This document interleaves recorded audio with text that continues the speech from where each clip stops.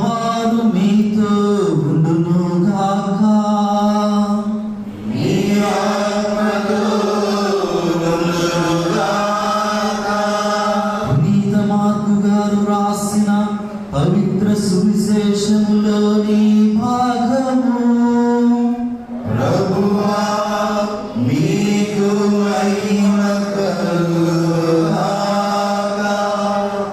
Mark సువార్త 16వ అధ్యాయము పరిశుద్ధ వచనములు 15వ వచనం నుండి 20వ వచనం వరకు.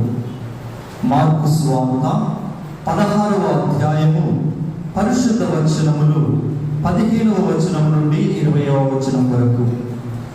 యేసు 11 శిష్యులకు ప్రత్యక్షమై వారితో ఇట్లనెను, మీరు ప్రపంచమంతటా తిరిగి సకల జాతి జనులకు సువార్తను బోధింపుడు. విశ్వసించి జ్ఞానస్నానము పొందువాడు రక్షింపబడును, విశ్వసింపని వానికి దండన విధింపబడును. విశ్వసించువారు ఈ అద్భుత శక్తులను కలిగి ఉందురు. నా నామమున దయ్యములను వెళ్ళగొట్టెదరు, అన్య భాషలను మాట్లాడెదరు, పాములను ఎత్తు పట్టుకొందురు. ప్రాణపాయకరమైనది ఏది త్రాగినను వారికి హాని కలుగదు. రోగులపై తమ హస్తములను ఉంచిన వారు ఆరోగ్యవంతులగుదురు. ఈ విధముగా ప్రభువైన యేసు వారితో పలికిన పిదప పరలోకమునకు కొనుపోబడి దేవుని కుడి ప్రక్కన కూర్చుండెను. పిదప శిష్యులు వెళ్ళి అంతటా సువార్తను ప్రకటించింది. ప్రభువు వారికి తోడ్పడుచు అద్భుతముల ద్వారా వారి బోధ యథార్థమని నిరూపించుచుండెను. ఇది క్రీస్తు సువిశేషము.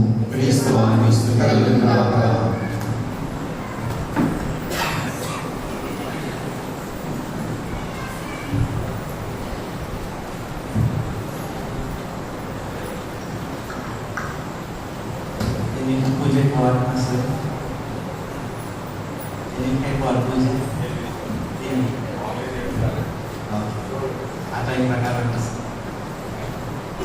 క్రీస్తునందు ప్రియ దేవుని బిడ్డలారా, ఈరోజు తల్లి అయిన శ్రీ సభ క్రీస్తు మోక్షారోహణ మహోత్సవాన్ని కొనియాడుచుంది. యేసు ప్రభు ఈ లోకంలో జన్మించిన తరువాత తన పరిచర్యను కొనసాగించి పెద్దల చేత ప్రధాన అర్చకుల చేత తిరస్కరింపబడి మరణించి మరణాన్ని గెలిచిన తర్వాత ఆయన పరలోకానికి డైరెక్ట్గా వెళ్ళిపోలేదు. ఎందుకు యేసు ప్రభు పరలోకానికి డైరెక్ట్గా వెళ్ళిపోలేదు అంటే, తాము ఎన్నుకున్నటువంటి శిష్యులు బలహీనులని అనేక మార్లు వారికి అనేక పరలోక సత్యాలను తెలియజేసినప్పటికీ కొన్నిసార్లు అవి వారి హృదయంలోకి ప్రవేశించలేదు. వారిని బలపరచడం కోసము, వారి శక్తితో నింపడం కోసము 40 రోజుల పాటు యేసు ప్రభు మరణించినాక శిష్యులకు అనేక విధాలుగా కనిపించి అనేక దర్శనాల ద్వారా వారిని బలపరిచి ఈరోజు ప్రభు తన యొక్క గమ్యస్థానమైనటువంటి తన తండ్రి కుడి ప్రక్కకు వెళుతూ ఉన్నారు. ఇక్కడ 2 విషయాలు మనం గుర్తుపెట్టుకోవాలి. ఆయన ఎక్కడి నుండి వచ్చాడో అక్కడికి తిరిగి ప్రయాణం అయిపోతూ ఉన్నాడు. ఎక్కడి నుంచి వచ్చాడు? దేవుడి దగ్గర నుంచి వచ్చాడు. అలాగే మనం కూడా మొదటి విషయం ఏమిటంటే, మనందరం కూడా దేవుని చేత దేవుని యొక్క ప్రతిరూపాలుగా ఈ లోకంలో సృష్టించబడ్డాము. మనందరం కూడా ఏదో యాక్సిడెంట్గా సృష్టించబడినటువంటి వాళ్ళం కాదు. ఫలానా వారిలో ఫలానా విధంగానే మనం జీవించాలి, ఇక్కడ ఈ ప్రాంతంలోనే ఉండాలి అనేటువంటి ఉద్దేశంతోనే దేవుడు మనల్ని సృష్టిస్తూ ఉన్నాడు. ఎంతో ప్రణాళిక. అది మొదటి విషయం. రెండవది ఏమిటంటే, మన గమ్యస్థానం ఏమిటంటే తిరిగి ఆ దేవుని దగ్గరికి వెళ్ళడమే. దాన్నే ప్రభు ఈ మోక్షారోహణ పండుగ ద్వారా మనకు తెలియజేస్తూ ఉన్నాడు. మీ శిరస్సు అయినటువంటి నేను మన గమ్యస్థానమైనటువంటి పరలోకానికి వెళుతూ ఉన్నాను. అదే విధముగా నా బిడ్డలైనటువంటి మీరు కూడా మీ గమ్యస్థానమైనటువంటి పరలోకానికి చేరుతారు అనేటువంటి సత్యాన్ని ఈ మోక్షారోహణ మహోత్సవం ద్వారా ప్రభు తెలియజేస్తూ ఉన్నాడు. దేవుని బిడ్డలారా, బైబిల్ గ్రంథంలో మనం చూసినట్లయితే ఎవరైనా పరలోకానికి మరణించకుండా తీసుకొని పోబడ్డారా? ఎవరన్నా ఉన్నారా? లేదా? లేదా? ఉన్నారా లేదా? మొదలు ఆదికాండము 5వ అధ్యాయము 24వ వచనం. ఆదికాండము 5వ అధ్యాయము 24వ వచనం. హానోకు దేవునికి సహచరుడై జీవించెను. ఆ తర్వాత జనులు అతనిని చూడలేదు. బైబిల్ పండితులు ఏమని చెప్తారంటే, దేవుని సహచరుడై జీవించాడు కాబట్టి ఆ తర్వాత ఆయన ఎవరికి కనిపించలేదు. అంటే ఈ యొక్క కమెంట్రీస్ లో చెప్పేది ఏంటంటే, ఆయన పరలోకానికి కొనుక్కుపడ్డాడని. తర్వాత రాజుల 2వ గ్రంథము 2వ అధ్యాయము 11-12 వచనం. రాజుల 2వ గ్రంథము 2వ అధ్యాయము 11-12 వచనం. వారు అనగా అక్కడ ఎలీషా, ఎలీషా ప్రవక్తలు ఇద్దరు కూడా మాట్లాడుతూ ఉన్నారు. చదువు. ముందుకు సాగిపోవచ్చుండగా నిప్పుల గుర్రము లాగు అగ్ని రథంలో ఒకటి అకస్మాత్తుగా వారి నడుమ ప్రవేశించెను.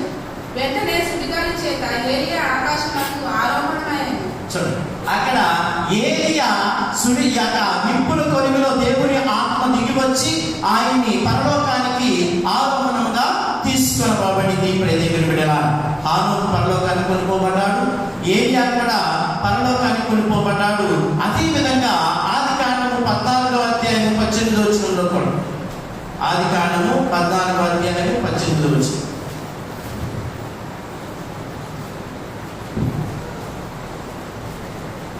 షాలేము రాజైన మెల్కీసెదెకు రొట్టెను ద్రాక్ష సారాయము కొనివచ్చెను. ఆ రాజు సర్వోన్నతులకు దేవునికి యాజకుడు. అతడు అబ్రహాముకి ఇట్లు దీవెనలు పలికెను. సర్వోన్నతుడైన భూమి ఆకాశములను సృష్టించిన దేవుడు అబ్రహామును ఆశీర్వదించును గాక. శత్రువులను నీ వశం చేసి సర్వోన్నతులకు దేవుడు స్థితింపబడును గాక. అప్పుడు అబ్రహాము అతనికి తన సమస్తంలో 10వ వంతును అప్పగించాను. షాలేము రాజైన అదేనా? అక్కడ మెల్కీసెదెకు ఆగమనం ఎటువంటి తరాలు లేనటువంటి వాడు. ఇక్కడ బైబిల్ పండితులు కూడా చెప్తారు, ఈ మెల్కీసెదెకు కూడా మరణం లేకుండా పరలోకానికి కొనుక్కోబడ్డాడు. తర్వాత మన విశ్వాసం చెప్తూ ఉంది, మరి తల్లి కూడా ఆత్మ శరీరములతో మోక్షారోహణమైందని. ఇలా తర్వాత యేసు ప్రభు కూడా ఆత్మ శరీరాలతో మోక్షారోహణమైంది. ఇలా కొంతమంది వ్యక్తులు బైబిల్ గ్రంథంలో ఈ యొక్క మోక్షారోహణమైనటువంటి వ్యక్తులు. అయితే ఇప్పుడు దేవుని బిడ్డలారా, ఈ పండుగ రోజున 3 విషయాలు మనం జ్ఞాపకం పంచుకోవాలి. మొదటిది పైకి చూడడం, రెండవది లోపలికి చూడడం, మూడవది బయటికి చూడడం. పైకి చూడడం ఎందుకంటే చూడండి, యేసు ప్రభు పరలోకానికి వెళ్ళిపోబడుతున్నప్పుడు అక్కడ ఇదిగో శిష్యులందరూ కూడా ఆయన వైపు చూస్తూ ఉన్నారు. ఎందుకు పరలోకానికి మనం చూడాలి అంటే, మనందరం కూడా ఈ భూలోకంలో జీవిస్తూ ఉన్నప్పటికీ మన గమ్యము పరలోకము కాబట్టి మన దృష్టిని పరలోకం పైన నిలుపుకోవాలి. మన ఆశలను, మన ఆలోచనలను పరలోకం పైన నిలుపుకోవాలి. అందుకని యేసు ప్రభు కూడా ఈ లోకంలో తన యొక్క పరిచర్యను ముగించిన తర్వాత అత్యున్నతమైనటువంటి తన తండ్రి కుడి ప్రక్కన సింహాసనం పైన ఆసీనుడై ఉన్నాడు. కాబట్టి మనం కూడా ఆ దేవుని ఒకరోజు ముఖాముఖిగా దర్శించే భాగ్యాన్ని దేవుడు మనకు దయచేస్తాడు అనేటువంటిది మన నమ్మకం. కాబట్టి మన దృష్టిని పరలోకం వైపు ఉంచుకోవాలి. అందుకే ప్రభు అంటున్నాడు, ఇదిగో మీ సంపద ఎక్కడ ఉండునో అక్కడే మీ దృష్టి ఉంటుంది అని. కాబట్టి మనము మన జీవితం, మన సంపద అయినటువంటి పరలోక రాజ్యాన్ని మనందరం పొందుకోవాలి. మరి పరలోక రాజ్యంలో మన సంపద ఉంటే ఈ భూలోకం ఎందుకండి అనొచ్చు. చూడండి, ఈ భూలోకంలో మనం జీవించేటువంటి జీవితమే మనల్ని పరలోకానికి తీసుకొని పోతూ ఉంటుంది. ఈ భూలోకంలో మనం చేసినటువంటి మంచి క్రియలే మనల్ని పరలోకానికి తీసుకొని పోతూ ఉంటుంది. కాబట్టి ఎప్పుడు కూడా మన దృష్టిని పరలోకం వైపు నిలుపుకోవాలి. లేకపోతే ఏమవుతుంది, పేతురు గారు కూడా యేసు ప్రభు నీటి పైన నడుచుకుంటూ వస్తున్నప్పుడు అడుగుతున్నాడు, అయ్యా నువ్వైతే నన్ను కూడా ఈ నీటి మీద నడవనివ్వు అన్నాడు. ప్రభు అన్నాడు, రా. ఆయన దృష్టి యేసు ప్రభు పైన నిలుపుకొని తన ప్రయాణాన్ని కొనసాగిస్తూ ఉన్నాడు. యేసు ప్రభు పైన తన దృష్టిని నిలుపుకొని ప్రయాణాన్ని కొనసాగిస్తున్నంతసేపు ఆయన మునిగిపోలేదు. ఎప్పుడైతే ఆ ఒకసారి కిందకు చూస్తూ ఉన్నాడో, నీటిని చూస్తూ ఉన్నాడో, ఆ లోతును చూస్తూ ఉన్నాడో, నీటిలో మునిగిపోతూ ఉన్నాడు. దేవుని బిడ్డలారా, మనం కూడా మన జీవితంలో వచ్చేటువంటి కష్టాలను కానీ బాధలను కానీ ఏదైనా మన దృష్టిని ప్రభు వైపు నిలుపుకున్నప్పుడు, ప్రభు పైన నిలుపుకున్నప్పుడు మనం వేటినైనా భరించుకొని వెళ్ళగలుగుతూ ఉంటాము. ఎప్పుడైతే మన సమస్య పెద్దదిగా ఉంది అని మనం భయపడుతూ ఉంటామో అప్పుడు పడిపోతూ ఉంటాం. ఎందుకంటే సమస్య కంటే కూడా ఆ ప్రభు గొప్పవాడు. కాబట్టి మన దృష్టి మన ప్రభు పైన నిలుపుకోవాలి. అది మొదటి. రెండవది, మనము మనలోకి తొంగి చూసుకోవాలి. ఎందుకు మనలోకి తొంగి చూసుకోవాలి? ఈ మోక్షారోహణ పండుగ రోజున ప్రభు పరలోకానికి వెళుతూ చెప్తున్న మాట, ఇదిగో నేను మిమ్మల్ని అనాథలుగా విడిచిపెట్టను, నేను మిమ్మల్ని ఇలా విడిచిపెట్టను. ఇదిగో ఆదిలో తండ్రిగా తన స్వరాన్ని ప్రవక్తల ద్వారా ప్రజలకు బోధించాడు. తర్వాత క్రీస్తుగా కుమారుడిగా ఈ లోకంలో సంచరించి జీవించాడు. ఇదిగో ఇప్పుడు నేను వెళ్తూ ఉన్నాను, కానీ నేను మిమ్మల్ని అనాథలుగా విడిచిపెట్టను. నేను మీకు పవిత్ర ఆత్మను వస్తూ ఉంటాను. ఆ పవిత్ర ఆత్మ మీకు శక్తినిస్తుంది, ఆ పవిత్ర ఆత్మ మీకు బలాన్ని ఇస్తుంది, ఆ పవిత్ర ఆత్మ మీకు ఆశీర్వాదాన్ని ఇస్తూ ఉంటుంది. ఆ పవిత్ర ఆత్మ మీలోనే ఉంది. అందుకే ప్రభు శిష్యులు వెంటనే ఇదిగో ఆయన ఉత్తానమవగానే మీరు అందరూ పరిచర్యకోండి అని చెప్పలేదు. ఆయన ఉత్తానమైన తర్వాత కూడా ఇదిగో శిష్యులకు అనేక మాటలు కనిపించి వారిని బలపరిచి ఉన్నాడు, మీరు యెరూషలేముకు వెళ్ళండి, నేను మీకు అక్కడ కనపడుతూ ఉంటాను అని. మీ పైన ఆత్మ దిగి వచ్చేదాకా కూడా మీరు ఎటువంటి పరిచర్యను కొనసాగించొద్దని ప్రభు శిష్యులను గట్టిగా ఆదేశిస్తూ ఉన్నాడు. దేవుని బిడ్డలారా, అలాగే ఎప్పుడైతే దేవుని ఆత్మ వారిపైకి వస్తూ ఉందో, యేసు ప్రభు కూడా శిష్యులను ఈ పరిచర్యకు పంపించేటప్పుడు వారిపైన శ్వాస ఊదుతూ ఉన్నాడు. శ్వాసను ఊదుతూ వారిని మరొక గొప్ప క్రియేషన్గా మారుస్తూ ఉన్నాడు, వారి జీవితాలను మారుస్తూ ఉన్నాడు. ఆదిలో కూడా మనం చూసాం, యేసు దేవుడు ఒక మట్టి ముద్దను చేసి ఆ మట్టి ముద్దలోకి ఆ యొక్క తన శ్వాసను ఊది దాని జీవం కలిగినటువంటి వ్యక్తులుగా చేశాడు. అది మొదటి సృష్టి. అలాగే ఇప్పుడు కూడా ప్రభు శిష్యుల పైన తన ఆత్మను ఊది, తన శ్వాసను ఊది మరలా వారిని నూతన సృష్టిగా చేస్తూ ఉన్నాడు. ఇప్పుడు గొప్ప కార్యాన్ని వారికి ఇస్తూ ఉన్నాడు. దేవుని బిడ్డలారా, ఆ దేవుడు మనలో ఉన్నాడు అనేటువంటి విషయాన్ని మనం జ్ఞాపకపరచుకోవాలి. పరలోక రాజ్యం అంటే ఏంటి? పరలోక రాజ్యం అంటే ఎక్కడుంది? పరలోక రాజ్యం అంటే ఏంటి? పరలోక రాజ్యం అంటే ఏదో ఒక స్థలం ఎక్కడో ఉండేటువంటిది కాదు. సంతోషాలతో, ఆనందంతో, సుఖ సంతోషాలతో జీవించినటువంటి కుటుంబమే పరలోక రాజ్యం. ఏ కుటుంబంలో అయితే ఆనందాలు సంతోషాలు ఉంటుందో, ఎక్కడైతే ఆనందం సంతోషం కొలువై ఉంటుందో అదే పరలోక రాజ్యం. ఆ ఆనందాన్ని ఇవ్వడానికి, ఆ శాంతిని ఇవ్వడానికి ప్రభు నీలో కొలువై ఉన్నాడు, నీ జీవితంలో కొలువై ఉన్నాడు. మనం కేవలం శరీరం మాత్రమే కాదు, మనలో ఆత్మ కూడా ఉంది. ఆ విషయాన్ని మనం జ్ఞాపకపరచుకోవాలి. మనలో దేవుడు ఆత్మ ద్వారా కొలువై ఉంటూ ఉన్నాడు. అలా మనలోకి చూసుకొని మనం ఎవరు, దేవుడు మనల్ని ఎందుకు సృష్టించాడు అనేటువంటి విషయాన్ని జ్ఞాపకపరచుకోవాలి. దేవుని బిడ్డలారా, మూడవది బయటకు చూడండి.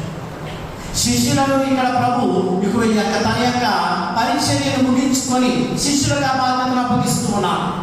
శిష్యులకు ఆ బాధ్యతను అప్పగిస్తూ అంటూ ఉన్నాడు, అయ్యా మీరు భూమి కాంతాల వరకు వెళ్ళండి, సర్వజాతి జనులకు, సకల జాతి జనులకు పితా పుత్ర పవిత్ర ఆత్మ నామం ద్వారా జ్ఞానస్థానం ఇవ్వండి.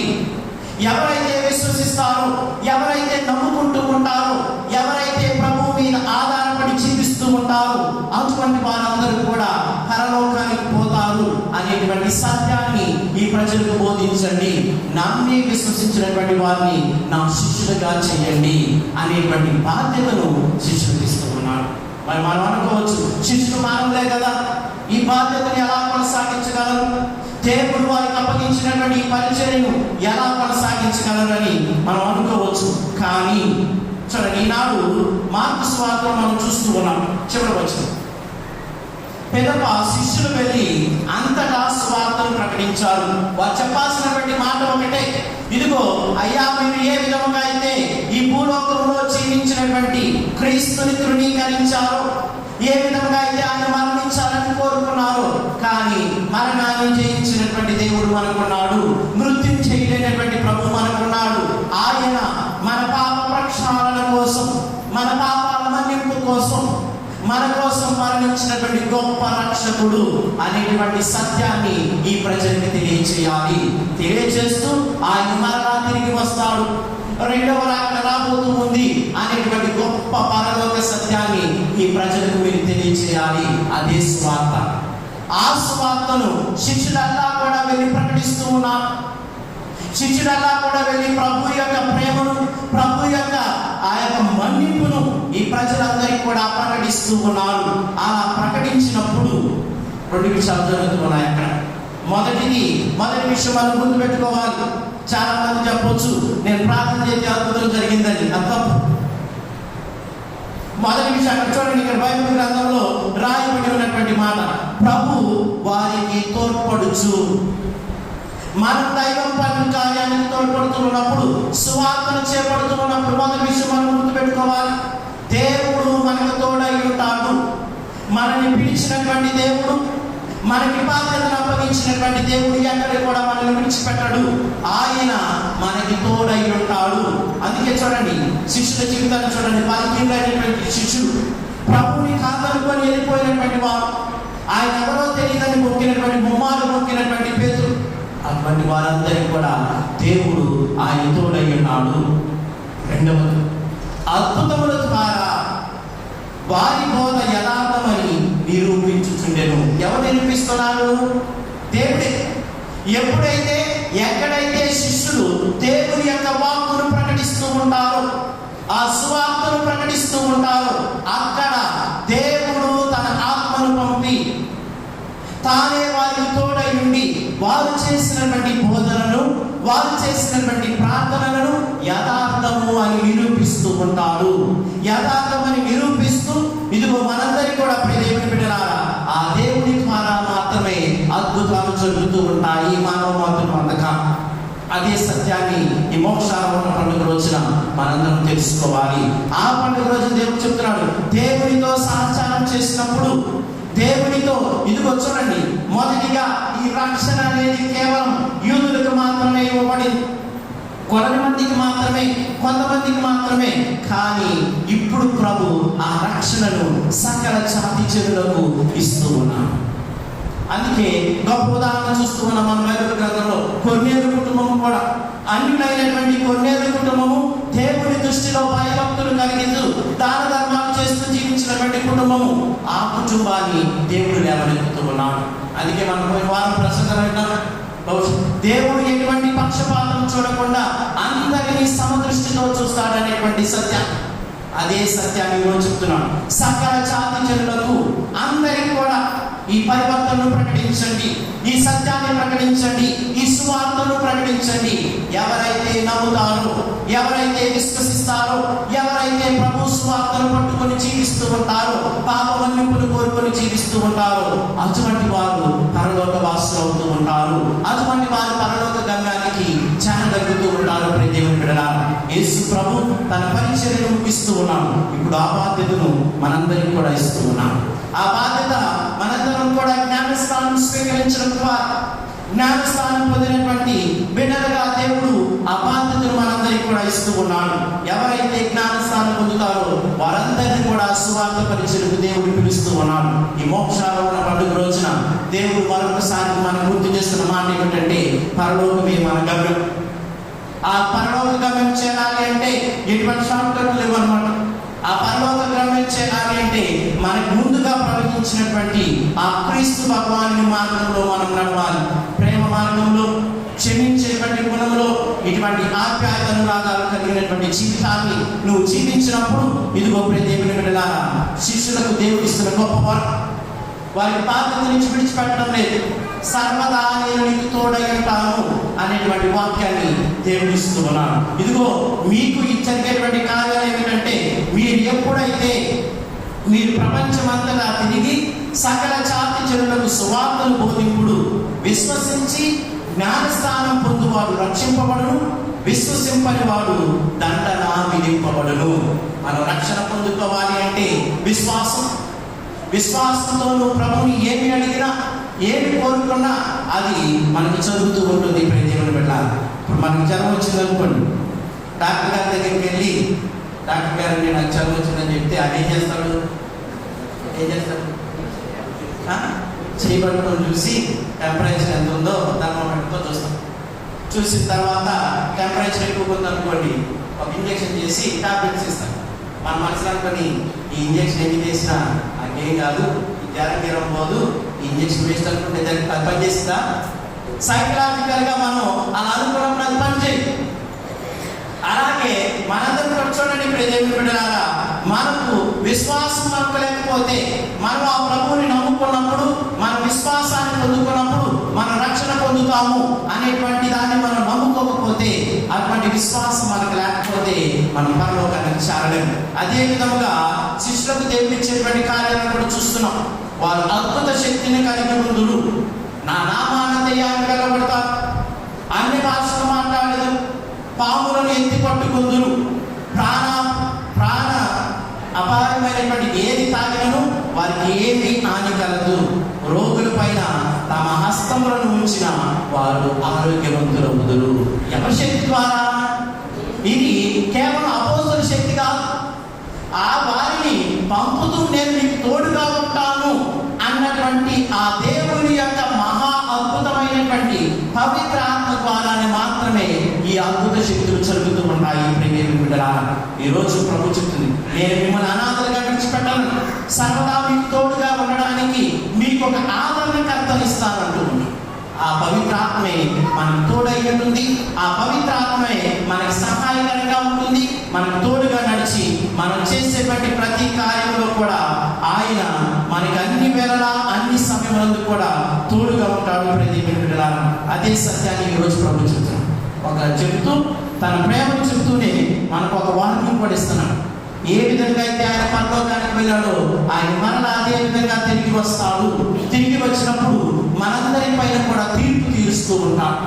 మన జీవితాలకు అనుగుణంగా తీర్పు తీస్తూ మనందరం కూడా దేవునికి సహచరులమై, ఈ యొక్క ఏలియా లాగా, హానోకు లాగా, మెల్కిసెదెకు లాగా, మరియతలి లాగా దేవునికి సహచరులమై విశ్వాసంతో జీవించినప్పుడు మనం కూడా పరలోకానికి లేవనెత్తబడుతూ ఉంటాము.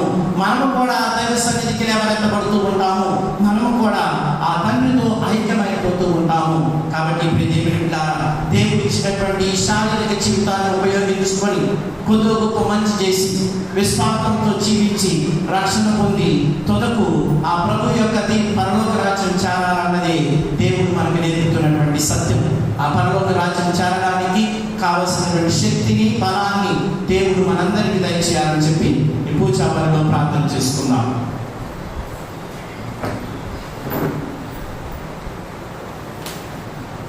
దేవుని వాక్కు చేత ప్రేరేపితమైనటువంటి మనందరం కూడా ఇప్పుడు లేచి నిలబడి మన విశ్వాసాన్ని ప్రకటిద్దాం.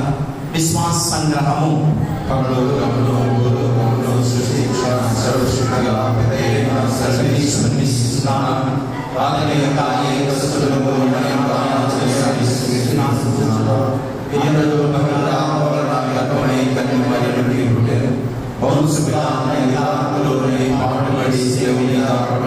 మరణం పొంది సమాధిలో కష్టపడి పరలోకమునికి సర్వశక్తి గల పితైన సర్వేశ్వరుని అక్కడ నుండి జీవించే వాళ్ళకు, చనిపోయిన వాళ్ళకు తీర్పు చేయవచ్చు.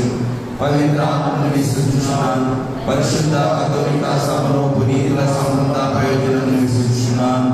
పాపముల మన్నింపుని విశ్వసిస్తున్నాను. శరీరం యొక్క అవగాహనను విశ్వసిస్తున్నాను. నిత్య జీవమును విశ్వసిస్తున్నాను. ఆమేన్. క్రీస్తునందు ప్రియమైనటువంటి సహోదరి సహోదరుల, మన కథోలిక సంఘంలో విశ్వాసుల ప్రార్థన అనేది చాలా బలమైన ప్రార్థన.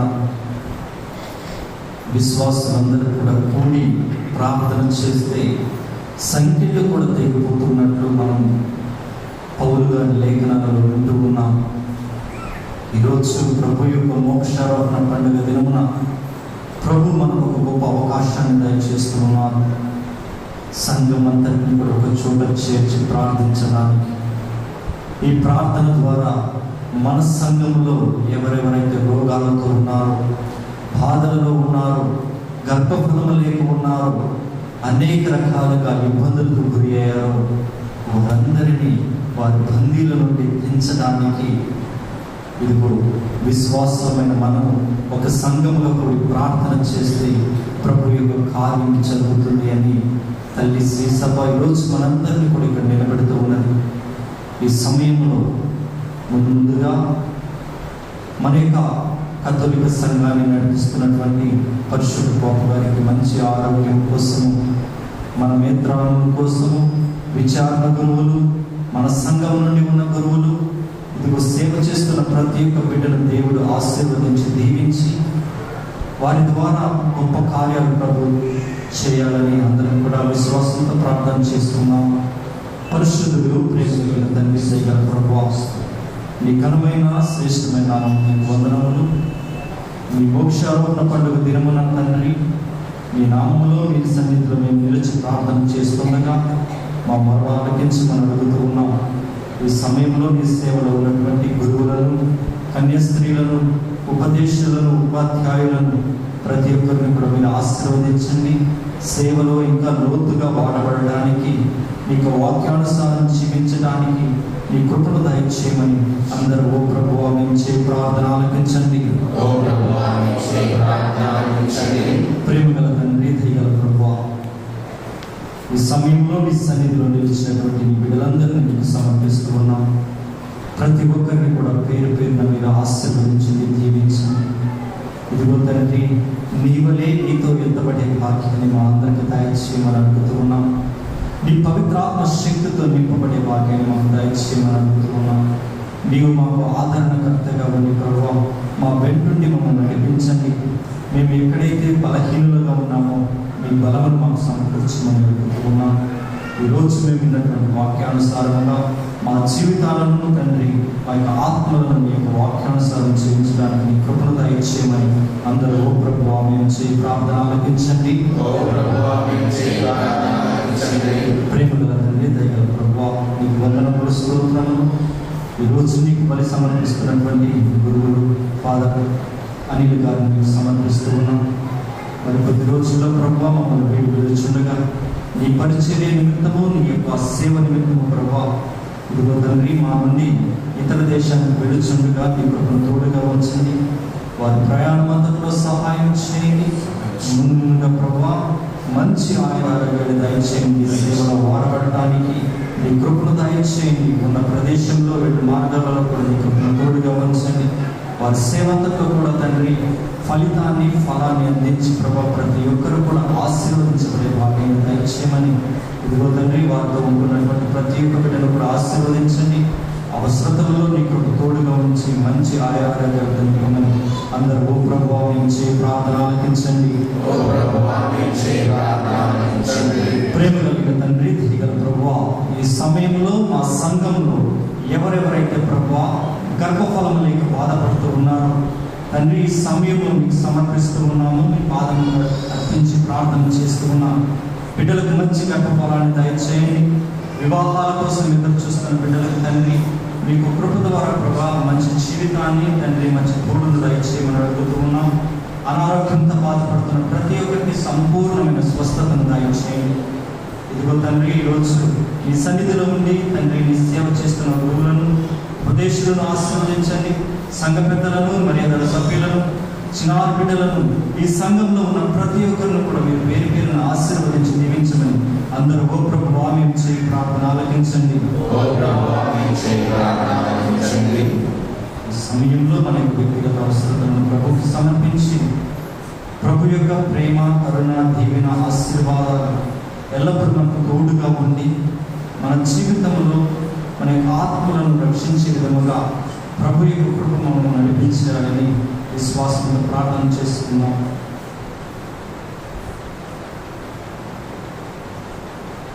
ఈ మా మనవులన్నిటినీ మా ప్రభువు మీ కుమారుడైన యేసుక్రీస్తు ద్వారా అడిగి పెట్టుకుంటున్నాం తండ్రి.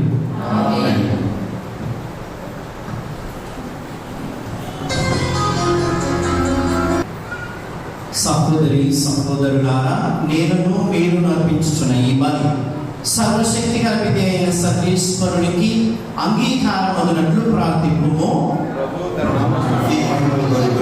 మన ప్రయోజనం కొరకును, తన పవిత్ర సభ ప్రయోజనం కొరకును మీ కర్మల ద్వారా ఈ పదవి స్వీకరించుకున్నాక. ఓ ప్రభువా, నీ కుమారుని ఆశ్చర్యకరమైన మోక్షారోహణ గౌరవార్థమును ఈ విజ్ఞాపన బలిని దీనతతో మీకు సమర్పించుచున్నాము. ఈ పవిత్ర కార్యమును మమ్ము స్వర్గానందమునకు చేర్చినట్లు నీ కృపను అనుగ్రహింపుము.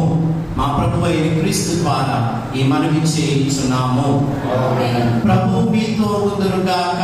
మీ ఆత్మతో ఉండుగాక. మీ మనస్సులను ఉన్నతమునకు త్రిప్పుము. ప్రభువైపు త్రిప్పియున్నాము. మన దేవుడైన ప్రభువునకు కృతజ్ఞత తెలుపుదము. కృతజ్ఞత తెలుపుట యుక్తము, న్యాయము. ప్రభువైన దేవా, పావన పిత, సర్వశక్తి గల నిత్య సర్వేశ్వర, మేమెల్లప్పుడూ ఎంచోటను మీకు కృతజ్ఞతావందనములు చెల్లించుట యుక్తము, న్యాయము, ధర్మము, రక్షణదాయకము.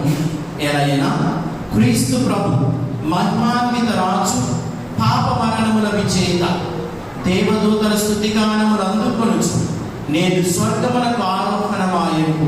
అతడే మానవునికి దేవునికి మధ్యవర్తి, ప్రపంచమునకు న్యాయమూర్తి, సర్వమానవానికి ప్రభు. ఆ ప్రభువుని శ్రీసభ శిరస్సైన అతడు మమ్ము విడనాడక తాను చేరుకొనిన స్థలమున అతని శరీర భాగములైన మమ్ములను చేరగలమను గట్టి నమ్మికయు కలిగించుటకు స్వర్గమునకు ఏకెను. కావున మానవ జాతి అంతయు పాస్కానందముతో నిండినదై నీ స్తుతిగానము చేయుచున్నది. శక్తివంతములైన పరలోకవాసులను, దూతల దళములను నీ మహత్యమును నిరతము స్తుతించుట ఎట్లనగా, దళాధిపతి కానుకలు మీ మనస్సులో ఉన్నటువంటి కోరికలు మన కుటుంబాలను ఈ అపద్రాక్షరసాలతో కలిపి దేవునికి సమర్పిస్తూ ఉండగా దేవుని చల్లని దీవెన మనందరిపైన ఉండాలని భక్తితో విశ్వాసంతో ప్రార్థన చేద్దాం.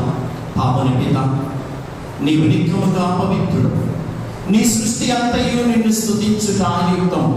ఎలైనా నీ కుమారుడును మా ప్రభువైన యేసుక్రీస్తు ద్వారా పవిత్రాత్మ ప్రభావం వలన సమస్తమునకు జీవము పోసి పవిత్రపరచుచున్నాము. ప్రపంచమాద్యాంతము సూర్యోదయం నుండి సూర్యాస్తమయం వరకు నీ నామమునకు నిర్మలమైన బలిని అర్పించుటకై ప్రజలను నిరతము పిలుచుచున్నాము. కావునవు ప్రభువా, ఈ కానుకలను మీ సముఖమునకు తెచ్చియున్నాము. పవిత్రాత్మ ద్వారా వీరిని పవిత్రపరచ ప్రతిమాను కొనుచున్నాము. ఈ విధమున ఇవి మా ప్రభువును మీ కుమారుడైన యేసుక్రీస్తు శరీర రక్తములు అగునుగాక. అతని ఆజ్ఞ ప్రకారమే ఈ కృతజ్ఞతార్చనను నెరవేర్చుచున్నాము. అతడు అప్పగింపబడనున్న రాత్రి అప్పమునందుకొని మీకు కృతజ్ఞతావందనములు చెప్పి స్తుతించి త్రుంచి శిష్యులకిచ్చుచు ఇట్లా నేను, మీరందరూ దీనిని తీసుకొని పుచ్చింపము. ఎలైనా ఇది మీ కొరకు అప్పగింపబడనున్న నా శరీరము.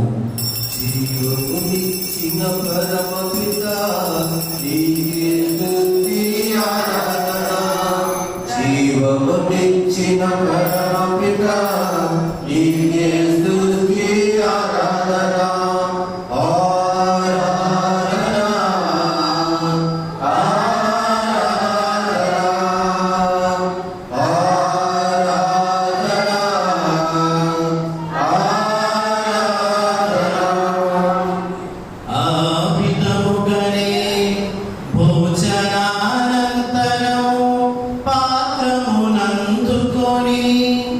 మీకు కృతజ్ఞతా వందనములు చెప్పి స్తుతించి శిష్యులకిచ్చుచు ఇట్లా నేను, మీరందరూ దీనిని తీసుకొని దీని నుండి పానము చేయు. ఏదైనా ఇది నూతన నిత్య నిబంధన యొక్క నా రక్తపు పాత్రం. ఇది మీ కొరకును అనేకుల కొరకును పాప పరిహారములకై ధారపోయబడును. దీనిని నా జ్ఞాపకార్థము చేయము. రక్తం చింది రక్షించిన యేసుని ఆరాధన. రక్తం చింది రక్షించిన యేసుని ఆరాధన.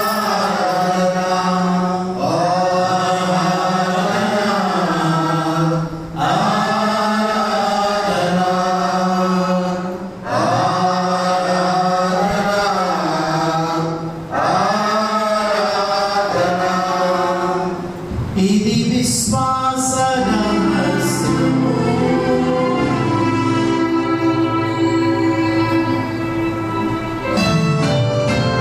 తండ్రి, నీ కుమారుని రక్షణాయుతమగు శ్రమలను అద్భుతమైన ఉత్థానమును మోక్షారోహణమును స్మరించుచు వారు మరల వేంచేయునని ఎదురు చూచు మేము ఈ పవిత్ర జీవన బలిని కృతజ్ఞతతో మీకు అర్పించుచున్నాము. నీ పవిత్ర శ్రీ సభ యొక్క కానుకను ప్రీతితో వీక్షింప ప్రతిమాను కొనుచున్నాము. తన మరణము ద్వారా మమ్ము మీతో సఖ్యపరచిన మీ కుమారుని బలిని స్వీకరింపుము. మేము అతని శరీర రక్తములతో పోషింపబడి పవిత్రాత్మతో నింపబడి అతని యందు ఏక శరీరము ఏక మనస్సు కలిగి ఉండునటుగా దయచూపుము.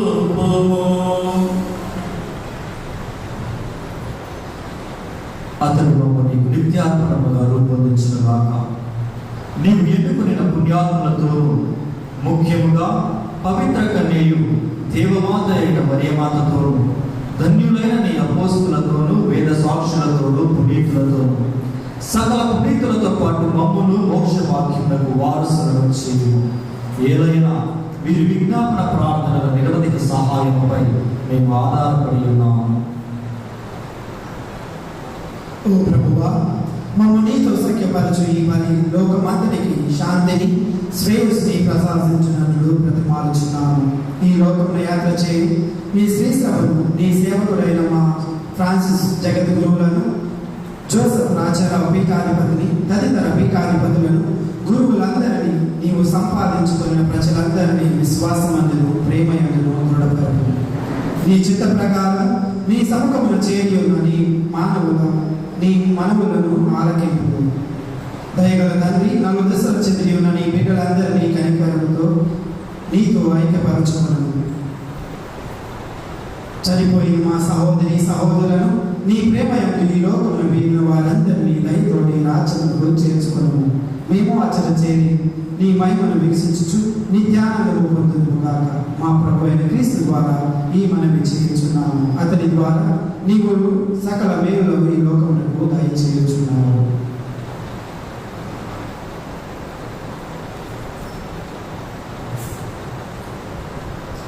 క్రీస్తు ద్వారా క్రీస్తుతో క్రీస్తునందు సర్వశక్తి గల పితయైన సర్వేశ్వరా, పవిత్రాత్మతో ఏకమయుండు మీకు యుగ యుగములు గౌరవ మహిమలు కలుగుగాక.